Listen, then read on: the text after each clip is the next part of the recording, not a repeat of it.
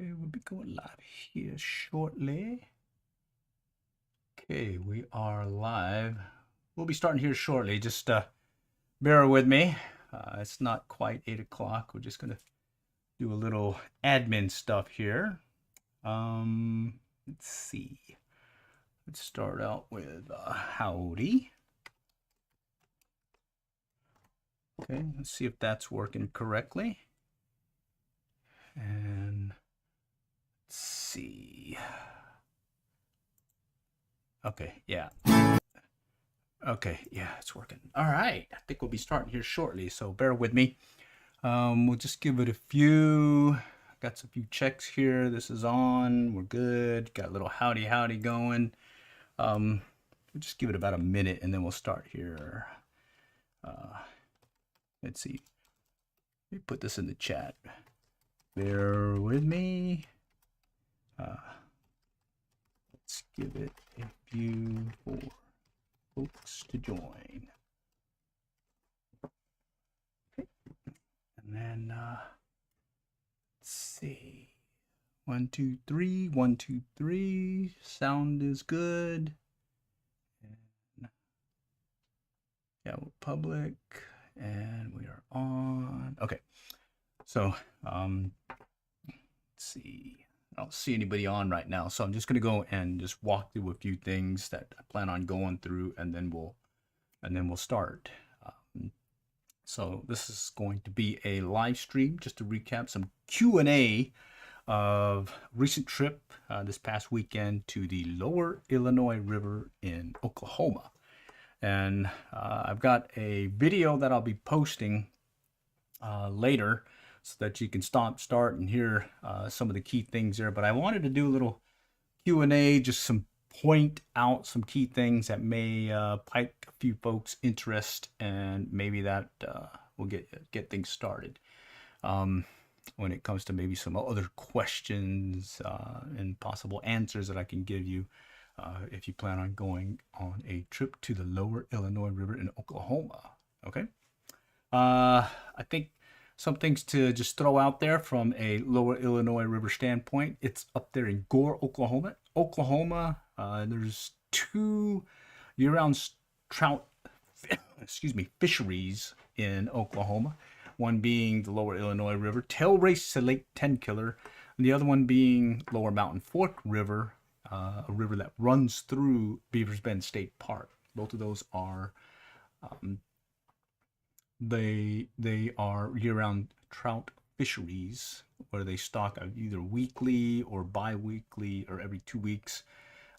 Just depends on different times of the year and whatnot. So, okay, it looks like we have someone joining, so we should be starting here shortly. Just wanted to give a little recap, give some time for some folks to be on there. If you're out there, do ping. I got the chat, kind of moderating that, and was going to kick things off here shortly about the some Q&A, or at least some rebroadcast of a video that I'll be posting here shortly. Okay, so I think we got enough to get started. Let's begin. I'm Glenn, realcastfishing.net, and your host, Glenn, with the City Valley Fishing Field Team. And in this round, we're talking the Lower Illinois River, and I'd like to just throw out a few things out there, specifically looking at a recent trip that we took up to Lower Illinois River in Oklahoma this past weekend. It was actually Saturday is when we went up there. What's nice about there is there's a lot of fish, to include striped bass, other fish, as well as trout. And what I want to do here is take you to a video that I'll be posting later, but I just want to walk through some of the key things to talk about in this round. So in this video, this is the parking area by the power plant, and you can see excuse me, in the distance that there is a lot of construction going on. So there's some work being done there. So your normal access that we normally would take that runs near the power plant is kind of clobbered.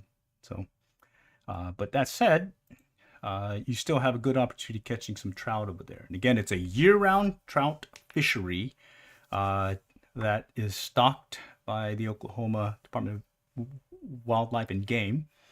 And here you can see that the water's flowing fairly nicely. They're not releasing water, but they are, or correction, they're not generating power, but they are releasing water. In the distance, you can see some of that water just coming out as one of those discharges. Water's flowing pretty strong, but it is still wadeable.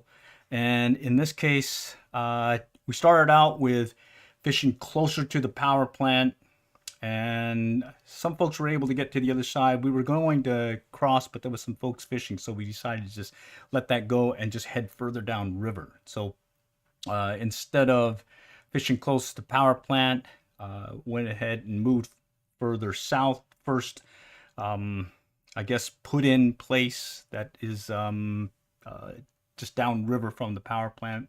You can tell that it, or the name of it, it's like fishing ramp or fishing spot, and you can just see a whole bunch of cars and whatnot that are parked over there.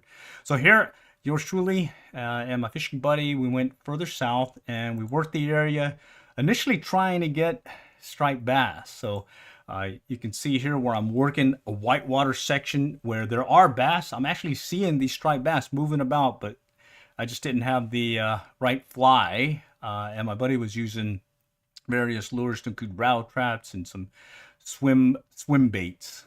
And we found that, a heads up from one of the other folks that was out there, was they were catching a bunch of these little excuse me, striped bass using some rooster tails, but unfortunately we didn't bring that with us. Excuse me. Okay, so here I've decided to switch, and I'm using a 6-weight TFO fly rod with an OPST Skagit head that allows me to get a little leeway in getting distance, even though I'm pretty much up to my waist in the water at this point. Water's cold, but it's a hot day, so it's perfect time to be out there. And you can see that the water's flowing pretty good. And what I needed to do is basically find the pattern. And in this case, from some past trips, a tandem rig, be it a near deer or lead woolly bugger, followed by either a mop fly or some power worm or squirmy worm, seemed to work. Well, in this case, I went ahead and put an olive near deer along with this squirmy worm that I make out of a squishy deal here, and sure enough, I was able to hook into some trout and find that pattern fairly quickly. It is summer, or at least hotter weather, and so you have the tube hatch going on. So folks will be going by. There was some folks coming by in tubes, as well as kayaks and canoes and whatnot. But hey, the fish were still biting. Didn't have any problems with catching a fish because of the tube hatch. But here, there's some faster water here. As long as you stay away from there, you should be good to go. You can see I'm up to my waist. My fishing buddies, it's up to his hips and whatnot. We just excuse me, brought our excuse me. Sorry. We just brought our wading boots with some gaiters to keep the gravel out of the socks and whatnot. Left the wading pants, chest waders, everything at home, and just took advantage of having those cleats on the bottom of our wading boots.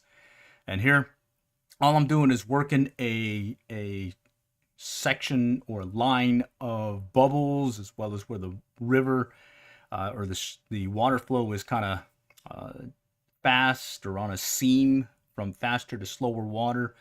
And it's just over here closer by the trees in a shadow line. And here's where I caught most of the trout that day. All right, I ended up keeping 2 and releasing, I'd say, about maybe 4 or 5 more. And there's the rig, olive near deer with a squirmy worm San Juan worm. And it's about maybe a 12-inch separation between the two. And then here is a good example of why I like having that OPST Skagit head. I can get a good cast doing a water load and just kind of shoot it out there and be back in the money zone where the trout are lurking, right? And right along that seam where it's kind of darker, where the shadow is where I'm working that tandem rig. It's about 3.5 feet below the indicator.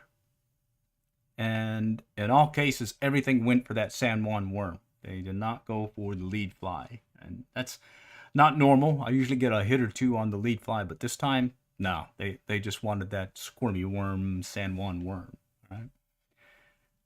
All right, and there's a couple times where I'm fishing and I could see some trout actually come up above and kind of roll or jump out of the water. I think I'll have some video there at the tail end of this explaining that. So there's another trout. And unfortunately, I forgot to bring my net. So you'll see where I'll go ahead if I want to keep one, just take it to shore and bank them. Normally I have a net. It's a wooden net that I made that sits in the back of my fly vest. It hangs there. Well, I forgot it, and so as Murphy's Law has it, you're gonna forget the net. Well, you're sure enough gonna catch a big fish. Well, didn't get a big fish, but I did lose a big one. Initially, I wasn't really paying attention. He hooked in there, ended up going over the falls, and then at this point, I splashed some water up into the lens, and I wasn't able to. I didn't realize that it was on there, but I did get several more hits, to include this guy that I'll end up taking back to shore and keeping. So I ended up getting two trout that we kept, released about maybe 4 or 5 more. So I could have limited out, but I was just hoping to get something bigger. But a key takeaway from this was having that tandem rig, being able to get the fly down to the money zone. So the near deer, in this case, it was like a 1/80th ounce fly, is what was getting it down to where the fish were, and that added weight with that squirmy worm. I was using a bead head version of that as well, so I had some extra weight, and it was getting it down to the money zone. And I also noticed that I did add additional line. I made it like a 5-foot distance, and that didn't take. Let's see, is that a brown trout? No, that was a rainbow. It just had the coloration of a brown, or at least the coloration on there that looked kind of gold. The brown that are there have these bigger mottled spots and whatnot. All right, but they do have some brown trout there. Actually, some nice sized brown trout. All right, so that was what I got for you this round. I just want to do a real quick maybe Q&A if you have any questions on what I just showed you, maybe some things you want to think about or talk about concerning maybe hitting up the lower Illinois River. And again, I used this little squirmy worm right here, right there, okay? And it's made with this little squish bracelet thing. There's a purple color right here, and then there's a magenta pinkish color, and there's a bead head. And all I do is I tie on one, and then I tie on the other with the bead in the middle. And I was using a fairly small hook. It's about a size 14, and that handled the trout fairly well. I did lose one, didn't get it on video, but the first trout I caught that day was probably about double the size of the biggest one I caught that day. So instead of this size, I think it was maybe 13, 14 inch, maybe 14 inch, make it a little bit longer there, and it went over. It was one of those sausage shaped ones too. Anyhow, from a lead fly perspective, I was using an olive near deer, but you could always use a woolly bugger. Okay, that always works. Additionally, my fishing buddy was using a mott fly, and he did get several hits off the mott fly, or possibly the squirmy worm. That was also a tandem rig we set up with his, but he just used the this thing right here. What's your PB for brown trout? I've not caught a very big brown trout, more like 14-inch brown trout. For rainbow trout, about 20 plus inches. All right. Let's see, any other questions? Just throw them out there. Definitely have time to talk fishing in this case, because, well, it was a pretty fun weekend. Anyhow, I will get that video posted so you can see the full video in its entirety. There's some additional comments in there that should give you a heads up as to what to anticipate. And then also look for the different sections that we fish closer up to the tail or the power plant. Let me go back to the video here. Okay. Let me pause it real quick. Okay.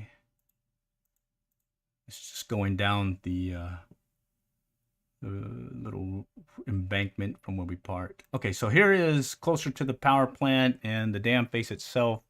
Just take a look at that. You'll notice that the water's fairly high. They did get some recent rains and whatnot, and in this case, they weren't generating power, but they were discharging water. In fact, if off to the left of my fishing buddy in the foreground or background, you'll see some mist and water bubbling, or at least flowing. That is where they were discharging, and it was a pretty good flow of water. You can still wade it. Just we brought our wading sticks with us, and water's cold. I can see the bottom from where I'm standing, and then as you go further down river, you can. This is basically, I'd say, maybe another half-mile down river. You can see already that the water flow has slowed down. You can still see pretty close or clear water. I did have some trout jumping about and whatnot, and I think I've got some slower portions in the video that I'll post after this that, well, then you can take a look at and you can see them jumping and whatnot. What we initially were trying to do was get some striped bass, but unfortunately did not hook up. In this section, that was more of a high water flowing area. Definitely saw some striped bass. Just I tried several different trout, or correction, several different flies, to include some go-to ones that I use that I picked up from New Braunfels over there in Green, Texas. The Bennett's Lunch, as well as this one that they tie. That is it looks like a shad, but not. And that's been a go-to one that I've had over there at the tail race at Denison Dam over here locally for striped bass. But in this case, no, I didn't get any striped bass this round. But supposedly, rooster tails are working. Any brook trout? I'm not sure if they stock brook trout in the lower Illinois. I think it's mainly brown trout and rainbow. There is a special section of the lower Illinois that it is more of a trophy section. So you got to make sure you get the here. All right, bear with me. I'm going to wait a little bit. Okay, we got disconnected, so I think we're back online again. All right, so let me just go back through the questions. Let's see, from James. Is that a brown trout? No. What's your PB? Brown trout, 14 inches. Rainbow trout, 20 inches. And then any brook trout? No, they mainly stock rainbow trout and brown trout at the lower Illinois River. And then where is the lower Illinois River located? It's in Oklahoma. Look for Gore, Oklahoma. It's the tail race to Lake Tenkiller. And it is one of 2 year-round trout fisheries in Oklahoma. And what is nice about it is even though it was a fairly busy day on a Saturday, it was not crowded enough to bother me to where I couldn't fish, and then there was always more stretch of water if you just keep going further down river. So it's a good stretch. It's a fun day, and hey, in this case, you can wet wade this time of year because it could be hot out there, but being in that water, cool water, it was no problem being able to fish pretty much most of the day. I think we fished from, I think it was around 8 o'clock and fished till about 3. All right. Okay, let me go ahead and run the video again, see if there's anything that kind of pops out here. Okay, yeah, and we did see one other individual out there catching some trout consistently. Looked like a guy who knows the river, and it looked like he was working one of the seams again on the other side of the bank along this one run or seam where faster water, slower water were meeting. And it looked like they were kind of hanging in there. Here I'm up to my waist in water, so it's past my belt. And again, just reiterating, the tube hatch is on, so you're gonna have some folks going by with their tubes, canoes, kayaks, and having a good old time. It's expected, but oh, by the way, the fish are still there and they're still biting. All right, in fact, I ended up catching a couple soon after that one. All right. And then from a gear standpoint, you could probably be good to go with a 5-weight fly rod, but be advised, there are some large stripers lurking in the area, and that's kind of why I shifted over to a 6-weight, mainly from some past experience. I hooked in a nice size striped bass back at Denison Dam one season, and he pretty much ran me to the backing and then broke me off the rod using a 5-weight. And ever since I switched over to this 6-weight with a little bit more backbone to it, I've noticed if I get a hefty fish, I'm able to yank back on it and get enough backbone in it to where I can turn the head of the fish and at least have a fighting chance to land them. All right. Okay. Any questions? I'm here monitoring the chat in case you have any questions. Let me see if I can say howdy again just to let you know that we're here. All right. Howdy, howdy. Okay. Excuse me. And again, I was using this squirmy worm. All right, let's go back again. Okay, right here. That was the go-to fly this round. Right here. And it stretches. Look at that thing. All right, and I got this one on a whim. In fact, here, let me grab the stuff that I used to make it.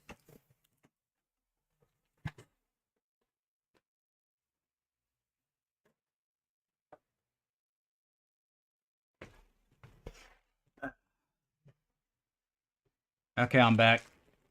You can get these on Amazon, or you can get them over there at Walmart, or maybe even your dollar store.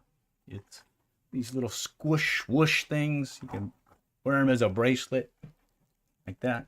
And just because I want to be different, I went with purple on one end and pink on the other. All right, and you can see that it lasted pretty much the whole trip. So this is what I was using to make that squirmy worm, San Juan worm. All right, and you could always purchase them also, but hey, if you're gonna get started in fly tying, this little worm is too easy to tie right there. Okay, so I've got the little pinkish magenta looking one and the purple one, and this is what they were all hitting. I had a lead fly, near deer, sort of like a woolly bugger, giving it extra weight on the tandem rig, and all they wanted was that squirmy worm. All right. Okay, I think that's it for now.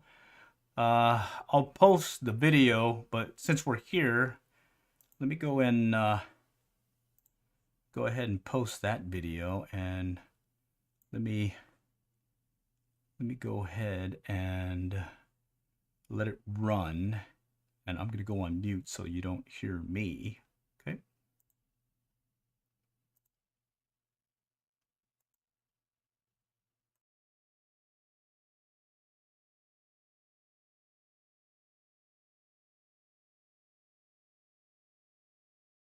Oklahoma. We're here at the power plant, and we're going to go and make a run to the tail race. They're not generating right now, and hopefully we'll be able to catch some trout as well as some striped bass. So the plan was to fish the tail race, trying for some striped bass. However, the water flow was fast and they were releasing water, but not generating. As I said, it was still some high water from recent rains that made the conditions pretty tough. Ooh, cold water. Cold water. So we headed downriver, tried our luck there, hopefully for some of those striped bass. Tried a real fast water area, did different baits as well as lures, and then we just decided, hey, we better target some trout and see if we can get something for dinner tonight. And what ended up happening was yours truly went ahead and shifted over to a tandem rig. Over the past trips, noticed a tandem rig seemed to work well, so I went with an olive near deer and a squirmy worm, San Juan worm. This is one that I picked up, or actually made, on a quick tie fly tie. Check it out at some point. But here is the first, direct correction, the second trout of the day. I ended up losing the first one. Nice size one, too. All right, and then we had the hatch going on. How far are y'all going? About 6-7 miles down. Wow.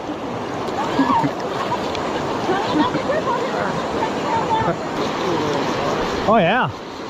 It's and the only thing you got to be careful of is right here. It gets fast and it starts pushing you into the rocks. Yeah.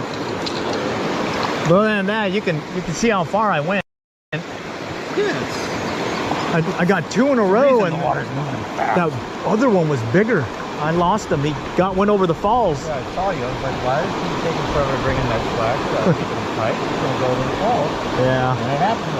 Yep. But right in here. Got 2 hits in a row, and then it slowed down after these people went through. All right. Okay, so we continued on. My fishing buddy was using a pencil popper. Unfortunately, he got it hooked up into one of the trees. And as he was doing so, I was lucking into this guy. Another one on the tandem rig.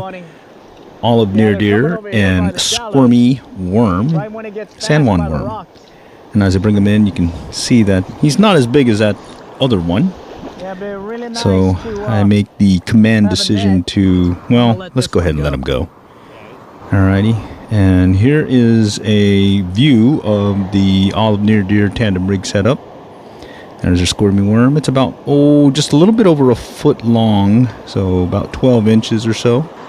And then here's yours truly getting ready to set up using that OPST Skagit head. I'm using the 6-weight TFO rod, Echo Ion, 6-7 weight fly reel, and a 225 grain OPST Skagit head. This is where I take advantage of being able to do a water load and send that thing out to where the money zone is, where the fish are lurking along this seam, where it's kind of shadowy and whatnot, or in the shadows, and there's shade.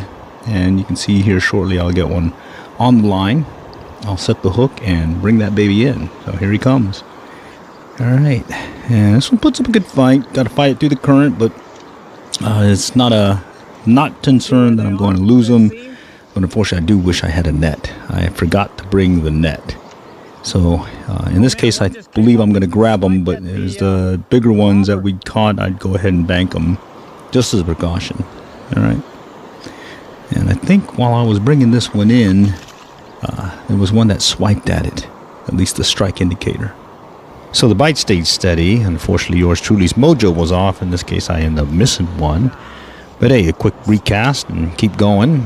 And I'll get another one on here shortly.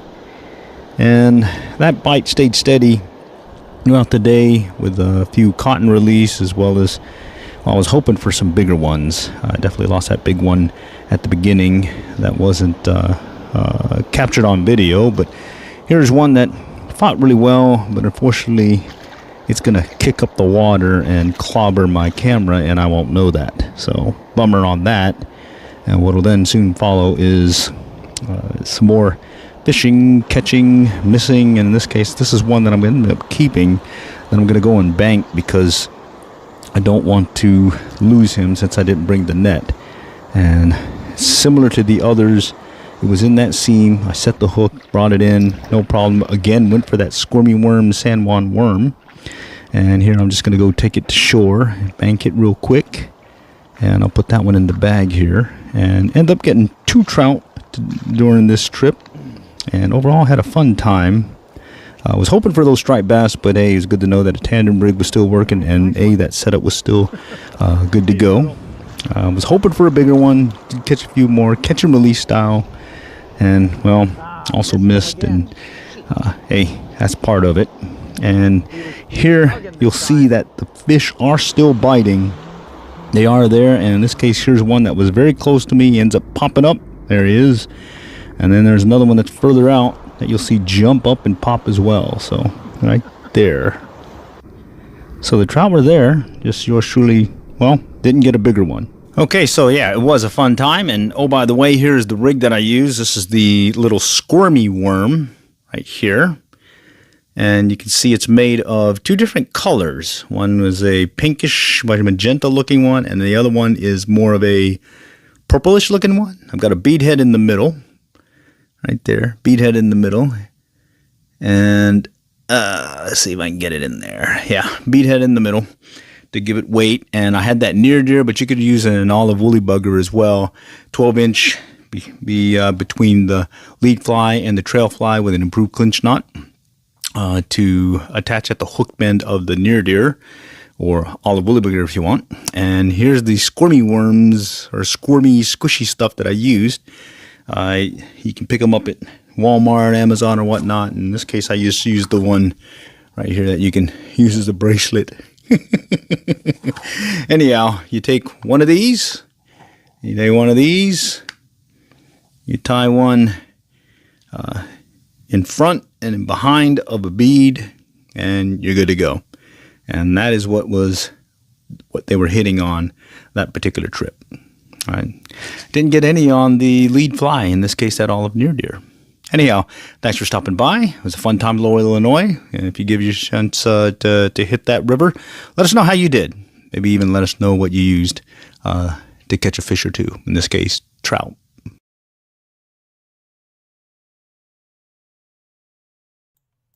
Okay, all right. So that was the video. I'll get that one posted so you can rewind it, stop it, do whatever you need to. And if you have any questions, do reach out. Yours truly does monitor all the comments. And if you have any questions, I'll definitely look to see if I can get you an answer.